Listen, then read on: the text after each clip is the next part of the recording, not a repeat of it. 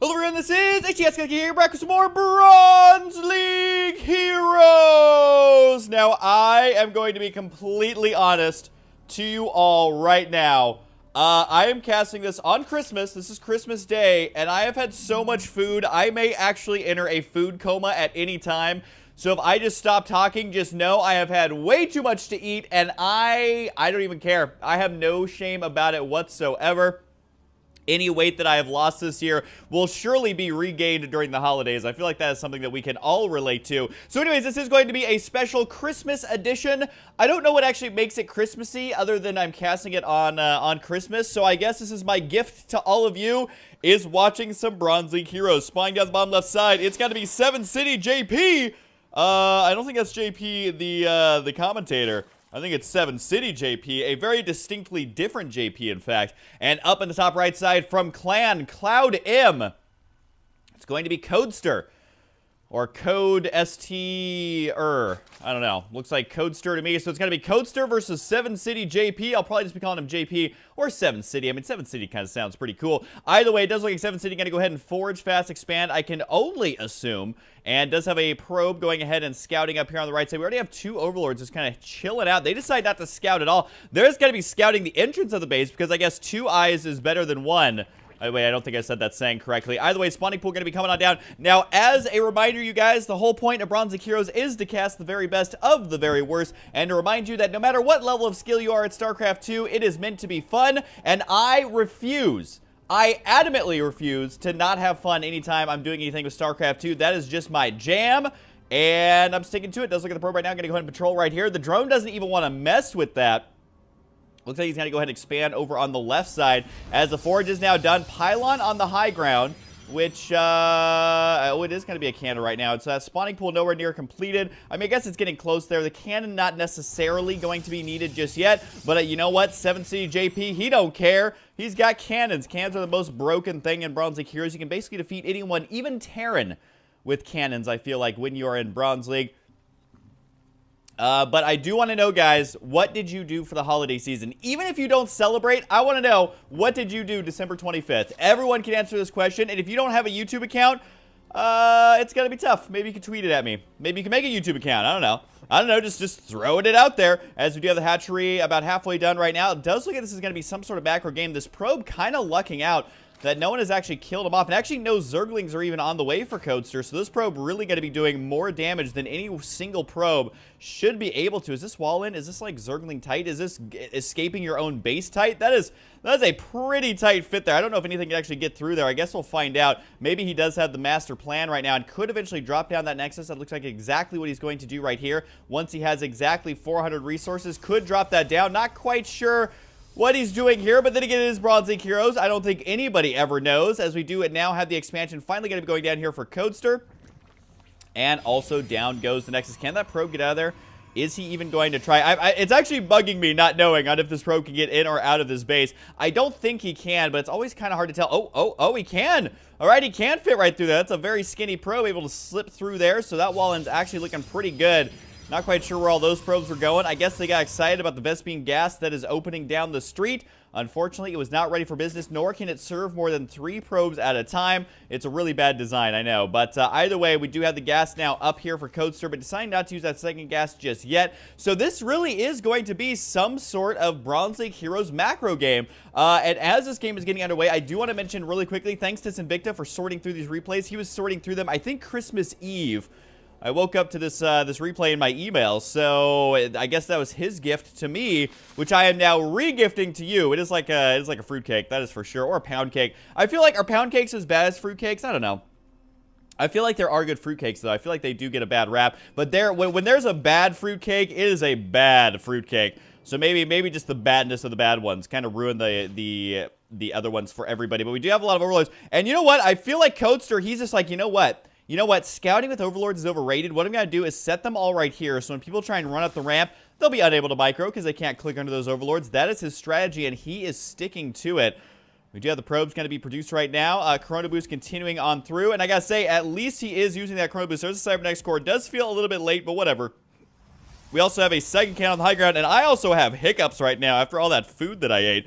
But hey, it is Christmas, and I have no shame No shame, no gain. That's kind of what I love to say. Not that it necessarily makes sense, but you know what? It's words of wisdom to live by regardless. We do have robotics facility going to be on the way. Is it going to be for observers, Colossus, or warp prism drops, or immortals, or I don't know, observers? Just lots of observers. I don't know. We'll see if anything actually happens with that or not. But I am actually I'm a little bit uneasy at about how big of a macro game this actually is. Normally there's some sort of micro going on. I don't even know that CoDeSTer has like left his base. I feel like, no, he is not. He literally is stuck at his hometown. He hasn't even gone off to college yet. Is just hanging in that small town, not going to the big city at all. And look at this. This is all of his friends who he went to high school with. They're all kind of the same. No real aspirations right now. And you can see they as well are afraid to leave that town. They think they're being so cool with their little mohawks, but guess what? Everyone's already doing it, so it's not even that cool. So we shall see if CoDeSTer decides to ever leave his base. We do have the Zealots are going to be hanging out at the entrance, and also a random pylon here placed for 7CityJP, which I don't know what the point of that one is. I guess you could just warp in units directly on the front lines, but warp gate's not nearly done. I feel like this is such an easy place to actually scout a pylon that maybe that's what the secret is your opponent never thinks to scout exactly out in the open where you should scout first. It does look at that probe going to survive now as the queen going to be chasing it down, completely leaving her post there. Got to get her back over there by the hatchery because injecting larva is pretty freaking good. You know what is also good, though? Spreading creep. But CoDeSTer is too good for that. He's saying, you know what? That is what the plebeians do. I do not need to spread creep. I do not need to leave my base. I do not need to scout. I do not need to tech. All I need to do is make an army of overlords and put them in the same exact spot. 174 possible supply. He's only used 72. So 102 supply there can be used up here. And now actually going to be working on getting up his economy. Which, you know what? This ridiculous playstyle may actually pay off for him just because 7CJP is not really doing a whole lot either. Yes, he's got his base right now, but he just has a couple of gateways. Oh my god, that was like 15 additional drones being produced here. Lots of gateways going to be on the way for 7CJP. So I guess this long macro game is actually going to be favoring both people right now. There's going to be the observer chilling out, kind of watching the transition point here between the main and the natural, hoping to catch an eye on what's going on. Observer there, though, does see a lot of drones being produced. I mean, 27 out of 24. It literally tells you how many drones to have, and he has too many. Although I gotta say, 24 is too many as well. You want to try to expand much sooner than this as Zerg if you're going to be having this many workers. Infestation pit going to be on the way. We do have 68 drones to 44 probes, and still those 20 lings have done nothing. They do have Zergling speed now, so they have bleached the tip of their hair. I just kind of realized that the poor little spines on their back just disappear. They're just magically gone once you get those Zergling wings on. But we do have, of course, Zergling speed, which means that those Zerglings can scout much quicker. Not that they're going to be scouting anything other than his own main base. We do have +2 attack on the way here for CityJP, as he does have those Immortals out now. A Dark Shrine is on the way. Are we going to be seeing the Dark Shrine, basically Dark Templar warping in over here on the front lines? That would be what you would expect to have happen. 3 are warping in. There we go. Make that 4. That's all he can really afford, is he is running a little bit low on gas. There is no detection over here whatsoever. The DTs are going to go straight forward. Do they go for the Queen or the drones? Looks like Queen is going to be the name of the game, as the Queen is trying to run away, but the Queen, unfortunately, too stupid to continue to run. The drones, though, learning a very valuable lesson in dying, which is a lesson you can only learn once, unfortunately. So we do have the hatchery. Looks like that one's going to die. Lings right here. No way to actually spot that. Overseers are on the way. I mean, why not make 5? Why not have 5 Overseers at this point? I mean, both these players are hovering a lot of money, so that shouldn't really be that big of a deal. We do have a Spire on the way. Hive Tech going to be on the way as well. DTs here should get taken out by the Overseers. I do believe, though, that the DTs kind of realize what's going on. And guess what? They have found those drones, and they are going to be having a slice and dice party. It is BYOD.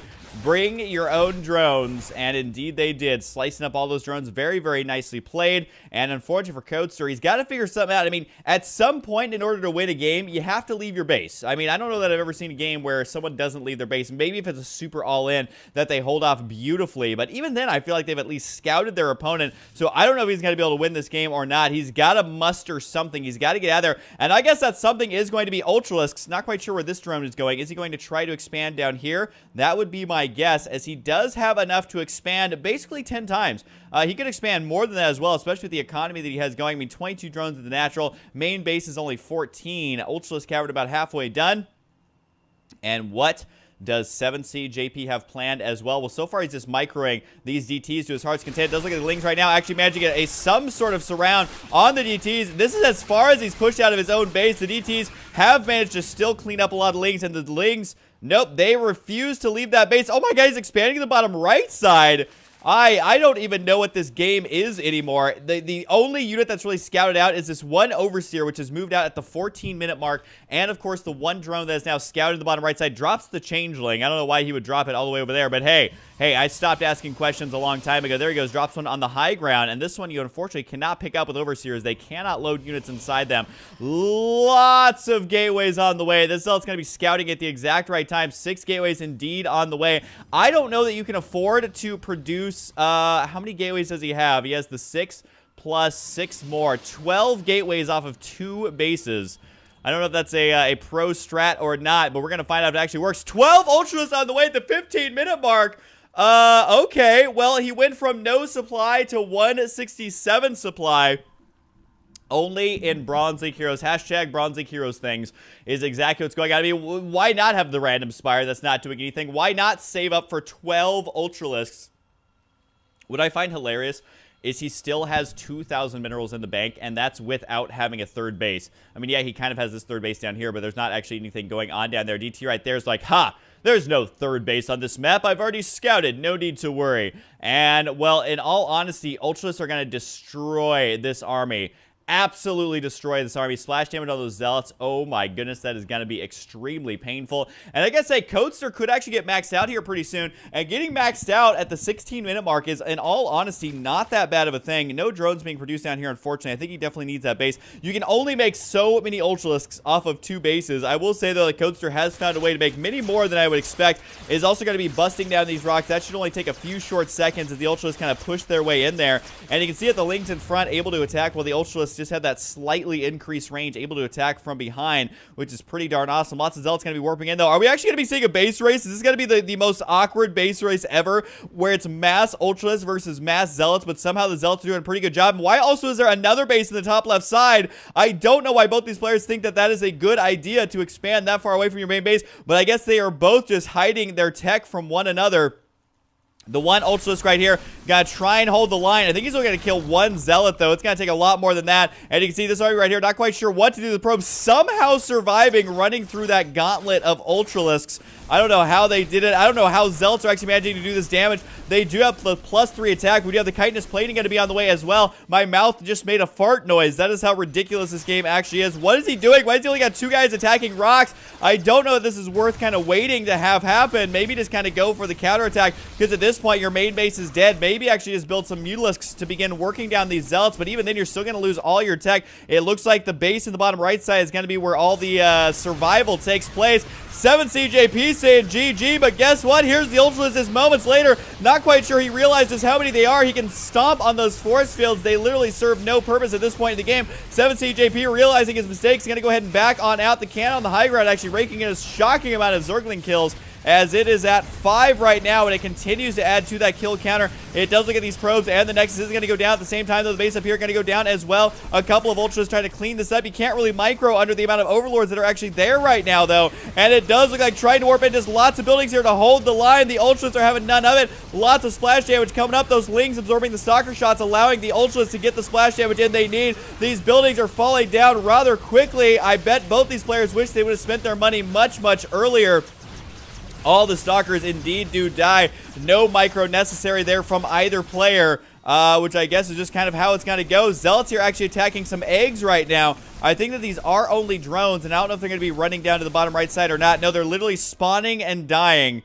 The base down the bottom right side is completely undetected, at least for now. I think that was more drones being created. No units or buildings left in the top right side other than just Overlords, but of course they do not count as buildings. And I gotta say, this main base looking super, super dead for 7CJP. He also says GG, is apparently not happy with how this game is going. He finds another hatchery. He thinks this is the only one. Is he BMing, though? I think the answer is yes, and he's not able to spot where the last one is just yet. We do have the warp of gateways up here at the top left side. A surprising amount of probes are actually up there. There's apparently no mining going on down the bottom right side. side. And the Zealots, they are moving out to the bottom right side as these Ultras have cleaned out the majority of the buildings in the space. The last one just now going down. There is one in the top left side. And guess what? This hatchery down here has been spotted. The drones trying to retreat. A couple Zealots here engaging both the drones and the hatchery. But guess what? Another hatchery over here. He's still got money to be able to expand here if he wants to, which I think he absolutely needs to, because number one, it obviously keeps you from dying, which is always nice, and being kicked out of the game. But number two, it also prevents your opponent from knowing where your last buildings are. So as long as you can keep dropping down hatcheries, you are safe from that. Drones getting intercepted by Zealots here. We do have awkwardly placed hatcheries here in the center. There's going to be our friend Hillary the Flying Shark. She is watching everything that's going on despite having like no eyes-ish. They're definitely weird looking eyes at best. But the hatchery over here is now done. The main problem for Zerg, of course, is that your creep kind of, it slowly spreads out. So if you're trying to hide a building and that building is a hatchery, it is much more difficult to do. The Ultras here are ready to tango, ready to party, and ready to kill some Protoss scum. That's what they think anyways. I personally love Protoss, but that's okay. Zealots right here going to be able to find another hatchery. Is he going to throw out another man or GG? That is the true question, as this base still somehow remains here on the bottom left-ish side. He does have a couple of drones now on the way. The main problem for him, though, is that he's just going to get larva one at a time, as he is losing all of his hatcheries right now. I think making more drones might not actually be the worst thing that could happen to him. He can continue to expand. He can slowly start to tech back up, and in all honesty, just getting some Mutalisks here would be huge, as there is no Cybernetics core for JP. It does look like, though, he's just going to be adding on additional gateways, more pylons, as well as he is super supply block. The Overseer is still alive after all of that. The DT getting taken out. And I think 7CJP not too pleased with how this game is going on. There's going to be a drone right there seeing everything that's going on. He realizes I've come to the wrong side of town, and unfortunately... Oh, wait. Looks like that drone might actually survive for now. He did manage to juke those Zealots. We do have the Nexus right here kind of in the center. So this was sort of a base race, but it's now turned into just expanding all over the map. And I gotta say, it's actually kind of amazing to watch this. Can the Ultras just run up here and win the game, though? I think so far the answer is yes, especially if they manage to get really good splash damage, as both players now have multiple expansions on the way. I guess CoDeSTer only has one, whereas 7CityJP has two bases on the way. A little bit overkill, because I basically think he just needs some units right now. This is going to be a lot of Ultras moving on out, though. The Overseer's deciding to leave this base for dead. Observer, though, going to realize that there's actually nothing here right now, and the Zealots are going to be able to kill out this hatchery, no problem. The drone's not going to be able to get 300 more minerals. This is going to be the only hatchery, but it's right outside of his opponent's base. We do have the Overseers here going to be able to spot any DTs that manage to warp themselves in before this base falls. The +3 attack on the Zealots actually doing shocking amounts of damage. Only 3 armor actually on these Ultras overall. It does look like the probe's going to try to escape, and indeed they will, as the Ultras are not going to be able to catch up to those. And I don't think this base can last much longer. So I don't really know what's going to happen this game. If I'm going to be completely honest with you guys, I don't even know how he afforded this base down here. It does look like though probes have found this base. The Ultras going to try to run down there to prevent it from dying. It's going to be a dangerously close game. This game could still go either way. 48 supply to 35. The Ultras need to engage. They need to engage, and indeed they do. Down go the probes. The Zealots as well, though, trying to micro around that hatchery. I don't think the hatchery is going to fall. The Ultras here, though, are getting completely baited around, ring around the Rosie style. The Zealots don't look like they're going to be able to finish the job. The micro was intense, but it was not nearly enough, as it does look like our Protoss player has fallen on hard times. He doesn't really have that much income. He does kind of have a couple probes mining here and there, I suppose. The Overlords, though, of course, are able to spot exactly what's going on here. The Nexus even able to spot the Overlords. That's how many they are. And the Ultras now moving to the top left side. This CT not going to last for long unless he manages to escape the sight of the Overseer, and he does. So he can't engage in a straight-on fight, but what he can do is move down here and start killing out this hatchery. There's only going to be one hatchery remaining. Can that Hero DT actually win the day, or is the Mass Ultras going to clean it out? I honestly have no idea. This should be a win for CoDeSTer, but then again, it is Bronze League Heroes, so I never know exactly what's going to happen. And it does look at the DT here. He is ready to go. Does he know about the bottom left side base? No, he does not. One random Ultralisk. I don't even know where that guy is going, but he is going there fast, as it does look like the Ultra is able to clean up all of these buildings. So it has come down. If we take a look at the structures here, it's one hatchery versus 2 Nexi and 1 pylon. which one of those Nexi very well could fall just right about now. The Ultras here is going to hang out by this hatchery, but guess what? If there's no Overseer, oh, there is an Overseer. There actually is an Overseer with this Ultra, so very smart thinking right there. The one pylon goes down. You should probably go for the Nexus just to the left of him, and actually needs to start being more aggressive with that, and needs to move there right now. And of course, he does know about the space down here if he is looking at his mini-map, which there's no guarantee that that is actually happening. But it does look like time is running out right now for 7CityJP. I mean, he's got a lot of Ultralisks in his face. He doesn't have a whole lot going on, and CoDeSTer is just a little bit of mining going on. Very, very nice. He only has that one structure, though. Both these players, one Nexus, one hatchery to rule them all. The Ultras are moving to the right side to try and end this. The Zealot's going to break free. Can they escape? Yes, they can. The Ultra's going to be chasing it, but at the same time, this is going to be the last structure, as no, he's building a pylon over on the left side. Keep in mind, the Ultras are completely out of position. Can 4 Zealots actually kill off a hatchery that is guarded by an Ultralist with 200 HP? We are about to find out, as these Ultras not going to be able to protect the hatchery down there right now. Now remember, the game doesn't reveal your buildings right away, so he doesn't know exactly where that pylon is, and so far it is well hidden. And now this is going to be 7CJP's chance to make this happen. The Ultras, though, already getting 1 kill. Not looking good. Can the Zealots actually take down the Ultras? It looks like they can. The Ultras with no upgrades, the +3 attack of the Zealots, making it happen. All of a sudden, the Ultras on the right side realizing, ruh-roh, we actually lost to a couple Zealots. At least the Ultras couldn't hold the line. That's going to be the Ultras that everyone makes fun of moving forward. He was the one who could not play in the big leagues, and this hatchery is getting dangerously low. Needs to build an extractor to buy himself some time. If he builds an extractor, he can actually survive long enough for the Ultras to get here, but the drone is too stupid to do it. The hatchery goes down, and that's going to be it. 7CityJP, even with the BM before, managing to take this game. The Zealots are still slicing and dicing. I don't think he can realize exactly what happened. He can't even understand what happened. I don't know what happened. This game ended at 29-29.